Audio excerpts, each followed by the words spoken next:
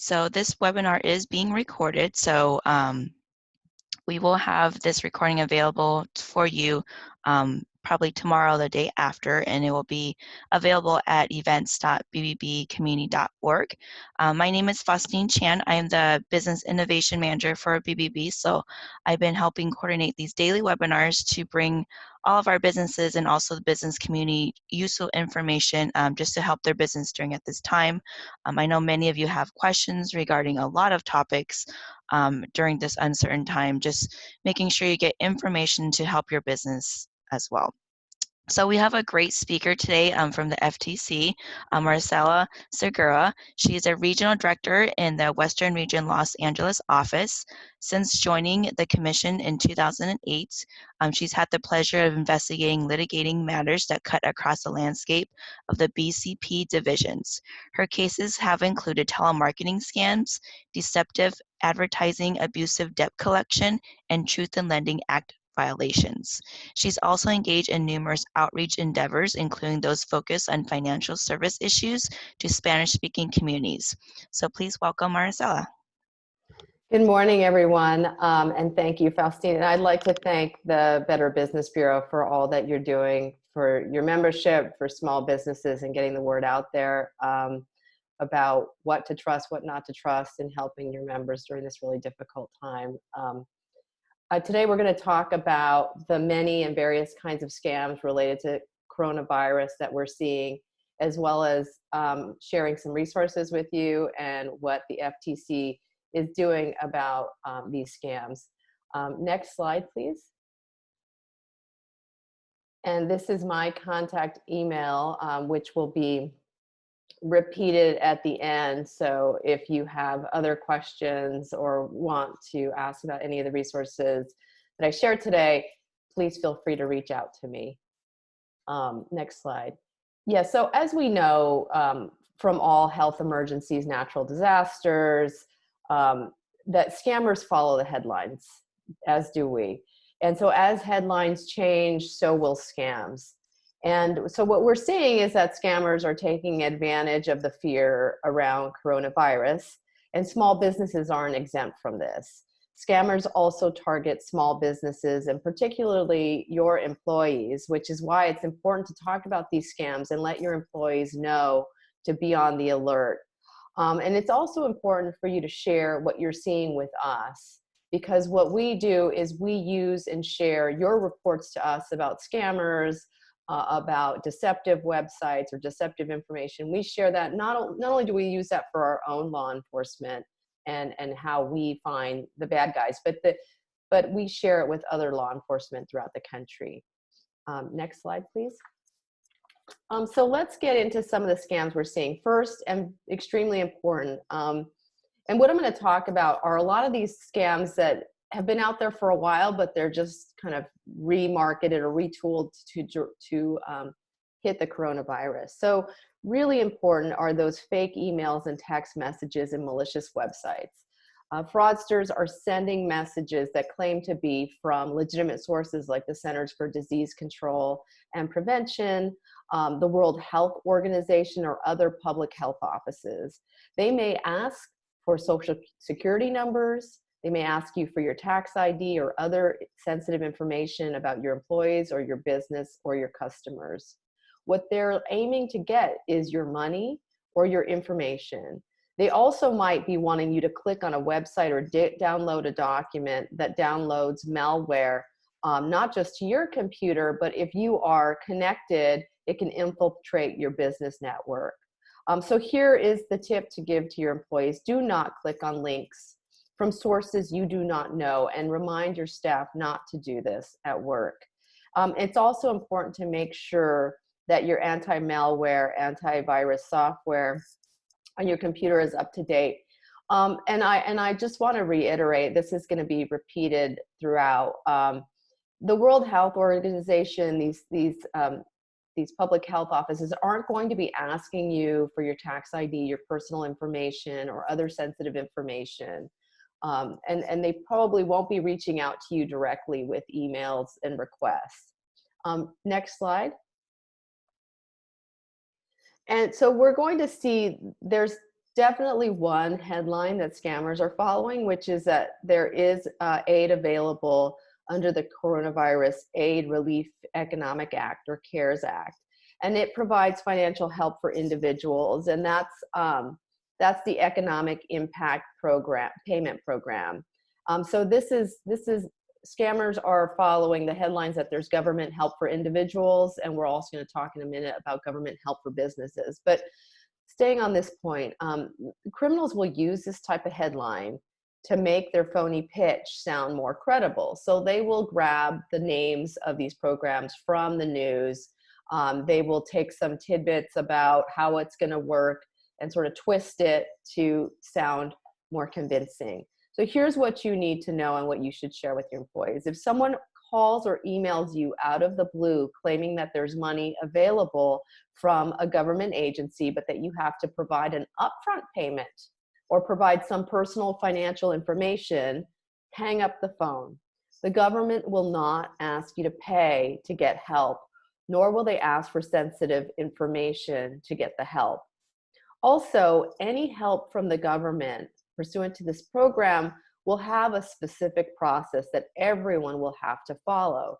So if someone calls and tells you that they can get your money to you right away, that they can help you jump the line, then, hang up.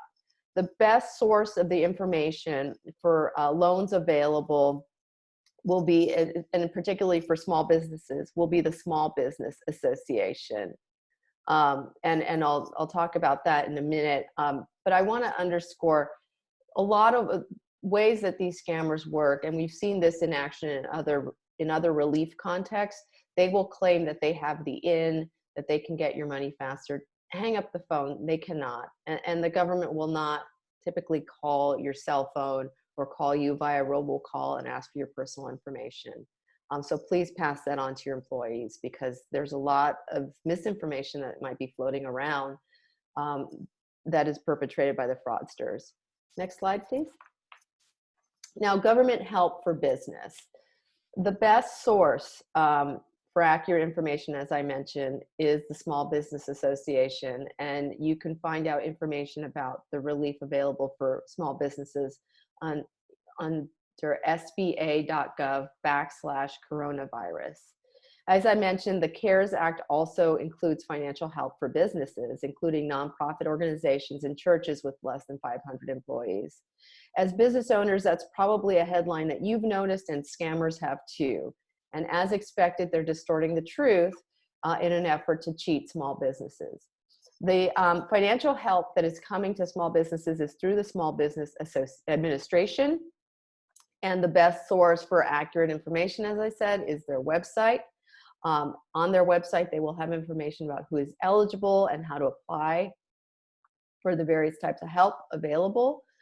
Go to that website, sba.gov/coronavirus, bookmark it, follow the instructions on the page so that you can avoid any other noise out there from scammers who are trying to get your financial information. These are some things to watch out for. Scammers will send you emails that look like they're from the SBA. They may call and say that they are from the SBA or impersonate some other government or financial institution. And they're going to say that they can get your money faster. Don't believe them. Hang up the phone and go straight to the SBA's website. The SBA's Coronavirus Small Business Guidance and Loan Resource page offers the latest information. It'll be updated about the Paycheck Protection Program, the economic injury disaster loans that are available, loan advances, SBA debt relief, and SBA Express bridge loans.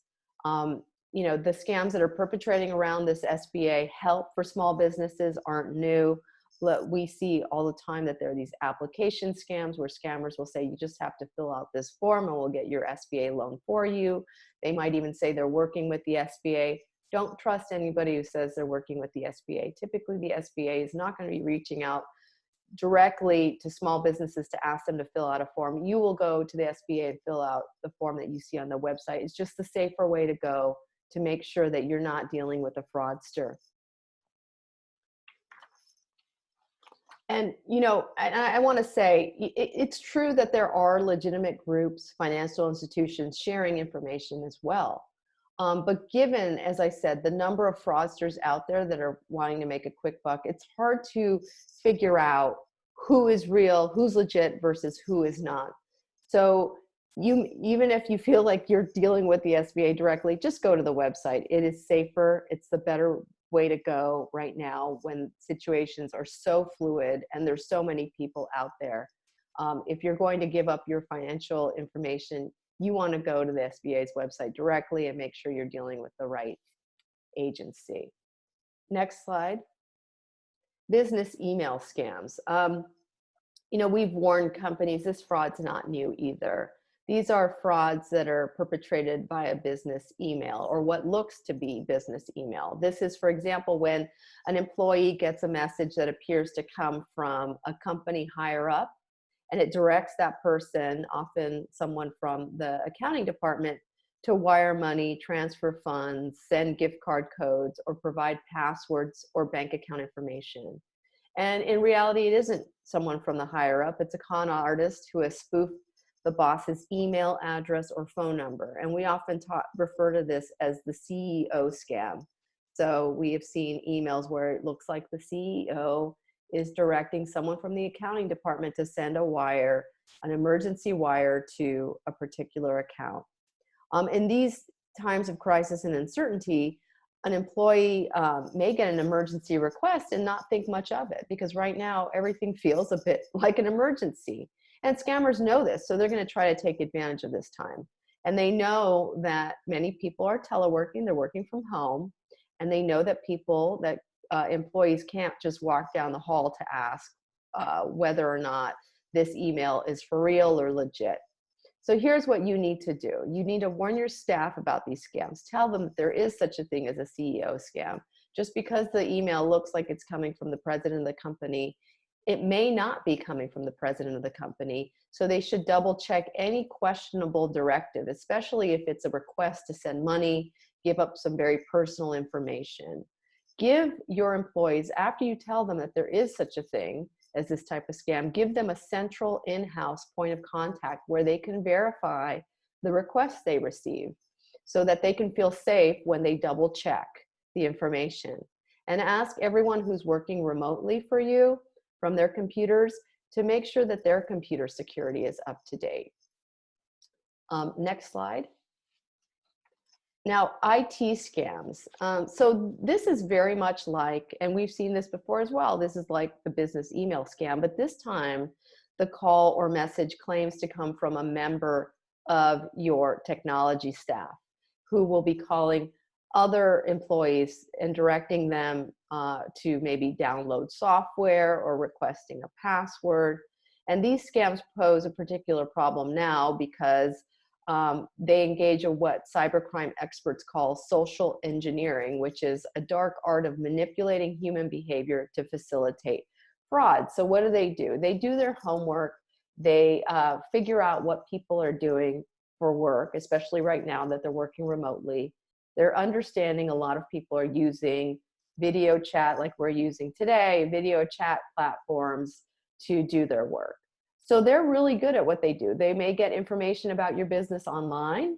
They might find your org chart and figure out who's who in the company and say things like, oh, I spoke with Fred who said you were having a computer problem, or, you know, the meeting has been shifted to our new teleconferencing platform. Here's the link, download the file or download the software. What you don't want your employees to do is to download anything or click links. So your best defense is to train your employees to make sure that they know that this type of thing can be a scam as well and where they can go for accurate information. So you want to make sure that you have a good in-house source that you've communicated to others. If you have any questions about technology, go to this person so that they're not responding to random messages that come to them that might look legit but aren't. And then remind them, never give out passwords without double checking.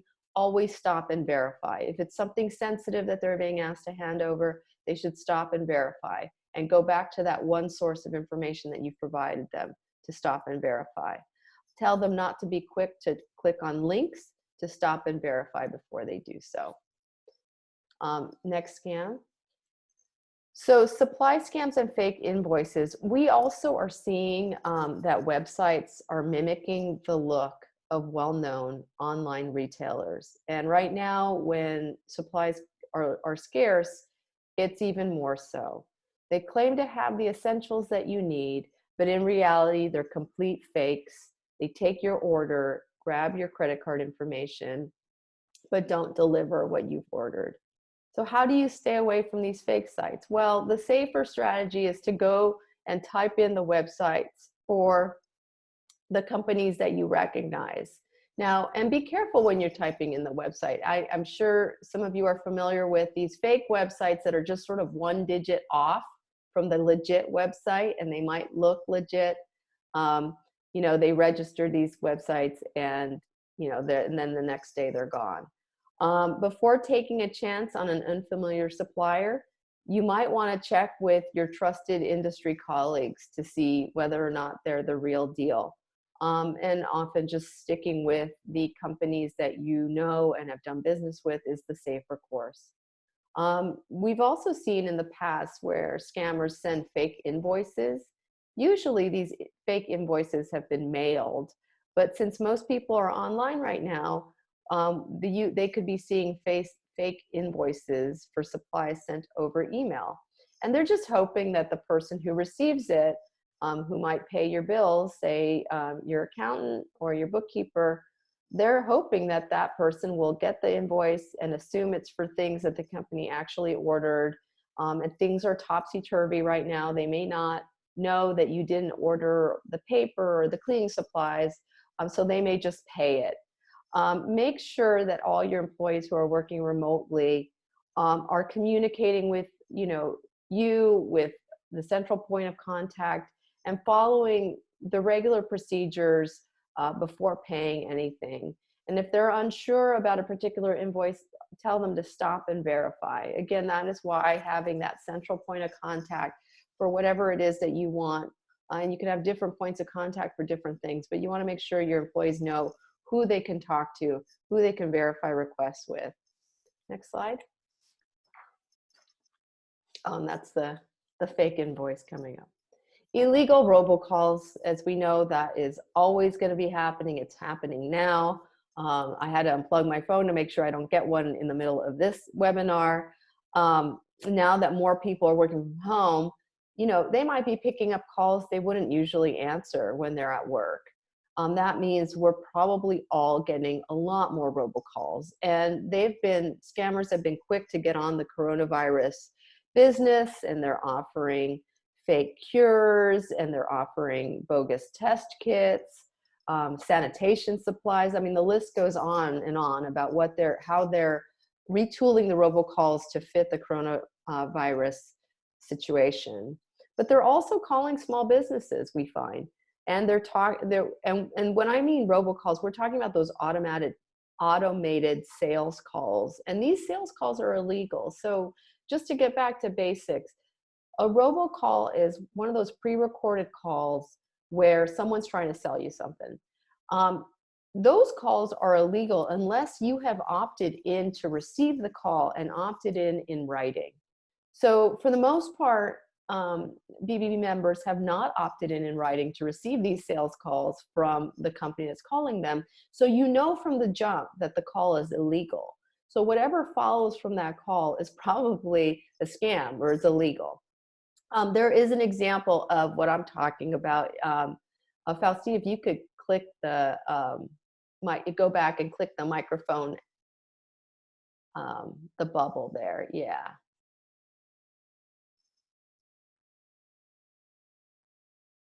Could you hear it? Well, it didn't. I couldn't hear it. It didn't play. But this was the robocall says your small business who may be affected by the coronavirus, and it continues. Ensure your Google listing is correctly displaying. Otherwise, customers may not find you online during this time. And so this coronavirus pre-recorded call is about getting your Google listing up because during this time you might not be displayed. So we've seen this scam like this before, and the call isn't from Google. If you press any number, often it'll say press 1 to, do this, press 2 to do that. If you press any number, your phone number is just going to get put into a lead generator list, and it will be sold, and you're going to be continuing to receive these calls. Sometimes the pre-recorded call will say press 1 if you no longer want to receive calls like this, and so you might think pressing 1 is going to fix it, but it won't, because all it does is it verifies that this is a live number. It's someone will actually pick up, and then your number will get put on a list, and you'll be guaranteed to receive more calls. Now, remember, these robocalls, unless you've opted in to receive them, they're illegal. So engaging with the call in any way is just going to cause you more trouble. So remind your staff that the only right response to an illegal robocall that's trying to sell them something is to hang up. You can block that number. There is call blocking technology. If you go to ftc.gov and search robocalls, there is information about how to block certain calls. We would also ask that if you receive a robocall, you report the call to the Federal Trade Commission. If you see the number that's coming up on your caller ID, report the number. We publish lists of these numbers on a daily basis, and then telecommunications companies can use that to block those numbers on a daily basis. Next slide, please. Hey, Maricela, I think my volume was off, so I can play Okay. a little bit. That Sure, was yeah. my fault, so hang on one second. No problem. Please do not hang up. If you are a small business that has been affected by the coronavirus, press 1 to ensure your Google listing is correctly displaying. Otherwise, customers may not find you online during this time. Press 1 to ensure your Google listing is displaying properly during this coronavirus outbreak. Press 2 to be removed from our list. Yeah, so that's an example of where the press 1 and press 2, neither one of those is going to do what they say it's going to do. Both are just intended to get you to verify that it's a good number. And then they might, if you press 1, you actually may get somebody who's trying to take your money on top of verifying that your number is a good one. Now, data scams. Data scams, we're talking about data protection. For hackers working remotely, well, hackers work remotely all the time, but for many of us and many of your employees, working from home is a new experience with more people that are telecommuting. Hackers are hoping that companies will let down their online defenses and make it easier to infiltrate the network. So here are some things you can do to maintain security while working from home. Start with the cybersecurity basics. Keep your security software up to date.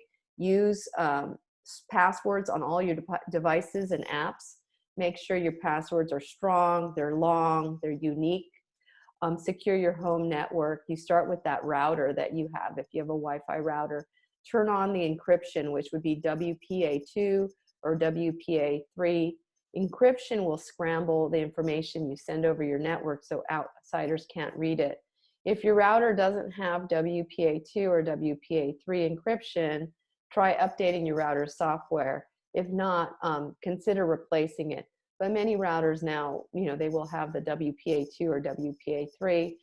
You want to password protect, obviously, your router so that not anybody can just hop on your Wi-Fi network if they're close to your home. Keep an eye on your laptop and remind your employees to do this as well. If you're using a laptop, make sure it's password protected so that it locks after some time being idle. If you're working from home, you might not be worried about that so much, but some folks are not working from home. They might go somewhere else to work, and so you want to remind them to keep their their laptop's password protected and not to leave it unattended. Securely store sensitive files. So, as many employees who are working from home have probably taken some confidential paper files with important confidential information on them. You want to remind them to keep those documents secure, keep them out of sight, under lock and key when they're not at use. It's good to have a locking file cabinet. You probably have those at work. You should have them at home. Dispose of sensitive data securely. remind employees that once they finish using whatever document they are using with the sensitive data, don't just throw it in the trash or the recycling bin, shred it. The paperwork you no longer need can be a treasure trove. So identity thieves still do dumpster diving because they're still finding sensitive information in the dumpster. So you want to make sure that your employees know to securely shred the information that includes personal information about your customers or their own personal information. And there are plenty of resources to help you and your employees make a safer transition to remotely working. A good place to start, and I'll share this with Faustine and the BBB that they can put it up, is the National Institute of Standards and Technology, NIST, and it sounds very technologically complex, but what they have is an updated telework cybersecurity page on their website, which I'll provide to the BBB. But it's just a really easy sort of one-sheet reminder of cybersecurity basics at home. And so there is also on our website, we have a small business page. We have cybersecurity information for small businesses as well, listing these and other resources. Next slide, please. And, you know, I think before the presentation, we were talking about this a little bit. There's just so much information flying around. So we'll just call this misinformation and rumors. Some of the information's out there is good, some of it's not. And it can be really hard to tell the difference, especially when the situation is so fluid. There's so many things happening every day. I have to admit, I've received some emails from family members telling me that, you know, this thing is going to happen, that thing's going to happen, you know, some stuff looking like it's coming from the National Guard when it's not. You know, it's just really hard to trust what's real and what isn't. So to try to sort it out, you know, just think critically about the messages you're seeing and ask yourself these 3 questions before you act or pass on any message. So think about, who is the message from? Do you know the person? Do you trust them? Do you trust the business or the entity? Are you sure that it's coming from that place? Considering all the fake emails and phone numbers that we've just talked about, you know, you really have to be skeptical that you know the source of the information. And then think about, what do they want me to do? Do they want me to buy something? Do they want me to take some action, like give up some piece of personal information? Do they want me to download a file? If they are asking you to do something as opposed to imparting some information that might be useful to you, then you need to think twice. They want something from you. And then finally, what is the evidence behind the message? Do some fact checking yourself from good sources. Even if you trust the messenger, does the evidence support what they're saying? As I said, some of my family members are great intentions, but they're sending me these texts that aren't real. And I have to say, you know, look it up. It's not real. It's a scam. And so I would just urge you to let these 3 questions guide you as you're looking through messages online, or, you know, a family member flips you a piece of information, and let them steer your next course of action. So to get government sources about COVID-19, you can start at usa.gov.gov/coronavirus. And there's an aggregation of links to federal, state, and local government agency and sources on up-to-date information regarding the coronavirus, government efforts to deal with it. I think there's a link to the Small Business Association. So try to go to the trusted sources. Next slide. In terms of law enforcement, an important part of the Federal Trade Commission's work is targeting companies that make claims without scientific proof to back it up. And we're seeing a heck of a lot of this right now. You know, there are makers of tea, essential oil, colloidal silver, these companies are making claims that it is, will make you immune to coronavirus or will help cure it. But these products will not prevent coronavirus. And there's no evidence to back up these claims. So during this pandemic, the FTC's attorneys and investigators are working closely and have worked closely with the Food and Drug Administration to find the companies that are breaking the law and stop them. Our 2 agencies recently sent warning letters to 7 companies, giving them 48 hours to say how they're going to address the concerns. Basically, they're making claims about how their product was going to help prevent coronavirus, and we asked them for what we call their substantiation, or their backup, their proof. Both the FTC and the FDA want to make sure that the claims are removed. And so we watch the social media, we watch online marketplaces and complaints that are submitted to us to make sure that these companies have stopped posting these claims. So your reports really do matter, because if you spot what looks like a suspicious claim about a so-called coronavirus treatment, please let us know and submit your complaint to ftc.gov/complaint. And so here are the list of the companies that we sent warning letters to because they made a claim about some product right now with respect to coronavirus.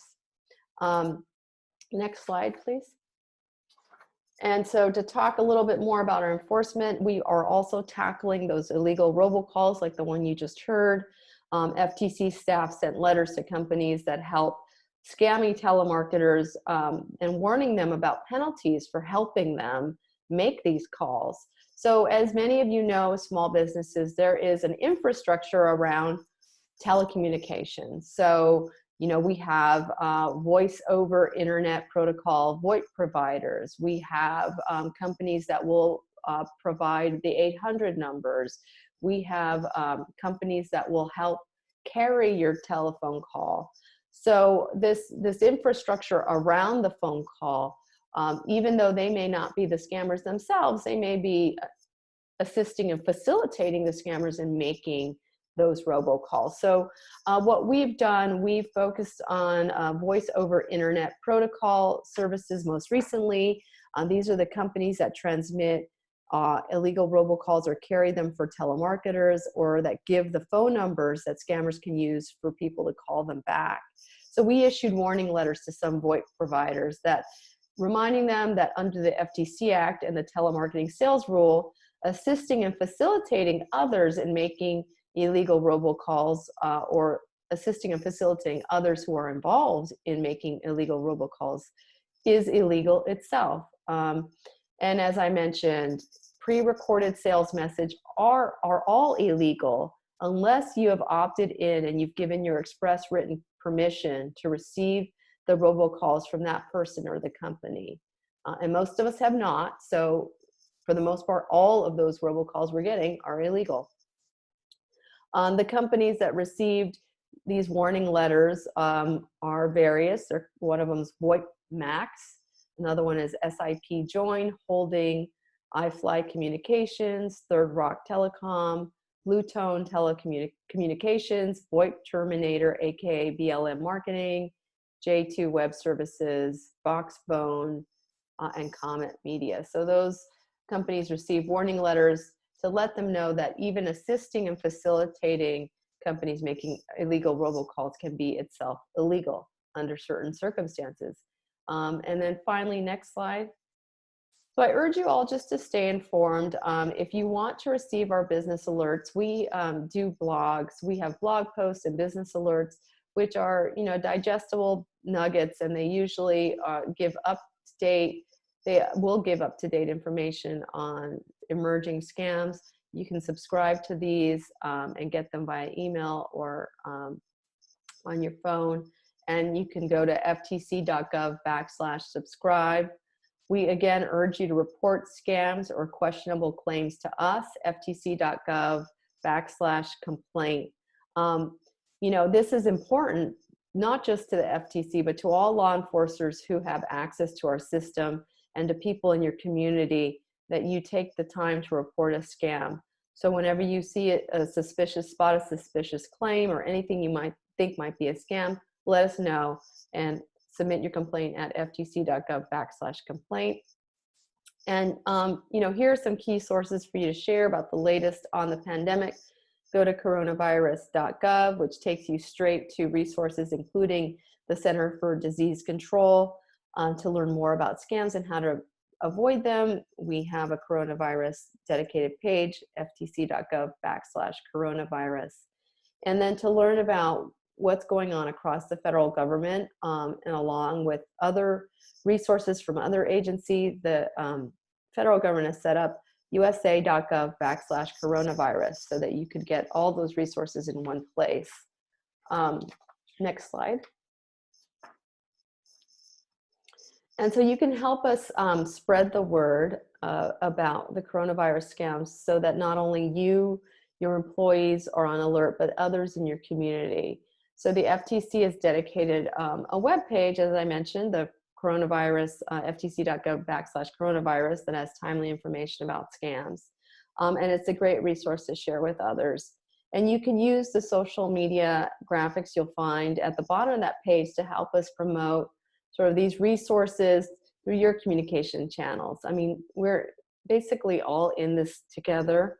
And so the more trusted information we can share with everyone, we know the safer we will all be, the safer your businesses will be, but the safer your families will be as well. So if you can just get to the next slide. And as I mentioned, this is my contact information. If you have any questions, you can reach out to me directly. And I'm happy to share whatever resources we have. And that is my email. My name is Maricela Segura, and that is a phone number where I can be reached. So thank you very much for your time. Thank you, Faustine, and to the BBB for hosting Meet this morning. And I just would take any questions if anyone has any questions. Yeah, so if anybody has any questions, you can type them in the chat option or the Q&A, and we can answer those. There was a question that just came up on the scams due to COVID-19. Has the FTC seen a rise in those types of scams as we progress throughout the months with this virus? So what I'll say is we've definitely seen a rise in the complaints about COVID-19 scams. Yes, it's been going up on a regular basis and pretty dramatically. So we have, and we're tracking those now. And actually, if you go to our complaint assistant, there will be a section to check the box that it's a coronavirus related scam. And then we have a question from Marilyn. Due to the recent article that just was sent out about someone's Zoom account being hacked in with their meeting, what do business owners do when they do get hacked? Do they just contact the law enforcement or the FTC? What are the proper procedures they need to follow? So you should submit a complaint to the FTC, and you might contact law enforcement. It really depends on what they have taken from you, but you want to report it to FTC, and you can also report it to law enforcement, especially if you feel like sensitive personal information was taken from you. If it was just, if it was a Zoom meeting where I've seen some articles where they'll just hack into a Zoom meeting and disrupt the meeting. That may be low sensitivity, but I think what it reminds us that article, I think I've read the same article where hackers were just disrupting meetings with messages or some other disruptive material. It just sort of reminds us that some of these websites aren't totally locked down and secure. So you want to be very careful what you share on that kind of platform. You probably don't want to share sensitive personal information. Everything that we shared today on Zoom with these slides, I was willing to share to the public. And actually, if the scammers do see it, I hope they do see it, because they'll know that we're looking out there and we're informing people that there are reputable sources. But I do think that you should be careful what you share on some kind of a platform like that. Just think about the possibility that someone could hack into it.